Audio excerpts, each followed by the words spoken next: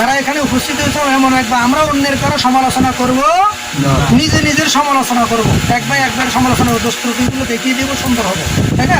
আমরা অন্যের সমালোচনা করব না, অন্যের সমালোচনা করা আমাদের ধর্ম না, আমার রসুলের ধর্ম। আচ্ছা, এবার শোনো, আমি শুধু জাকেরকে বলছি, এখানে অন্য কারণে। জাকের মৌলভী সাহেব নাইবে রসুল, কি রসুল? নাইবে রসুল দাবি করেন, কি করেন? দাবি করেন। এবারে নাইবে রসুল আমার রসুলকে আরবের ইহুদি নাসারা কাফের বেদিনেরাও আলামিন বলতো। কি বলতো? কি কারণে? সত্যবাদিতার কারণে, আমানতদারিতার কারণে।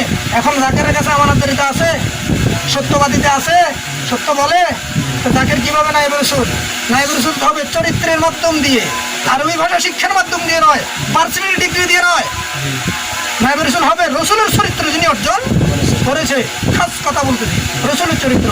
রসুল সুদ খেয়েছে, সুদের সমর্থন করেছে। ঘুষ খেয়েছে, ঘুষের সমর্থন করেছে। দুর্নীতি করেছে, দুর্নীতির সমর্থন করেছে। তাহলে জাকের মৌলবী ঘুষ ঘুষ খাক না, ঘুষ সমর্থন করছে, সুদের সমর্থন করছে, সুদের সাথে লেয়াজু করে চলছে। মৌলবী ও নাইবে রসুল কি করে দাবি করে? ওকে নাইবে রসুল বলা যাবে? ওরা মানুষ বলা যায়? তাহলে ওর একটা ধোকাবাজ। আরেকটা কি? জাকের তো বলছি, জাকের ধোকাবাজ। তো ধোকাবাজ তো মানুষে না, ওরে কি নাইবে রসুল বলবো? কথা ক্লিয়ার?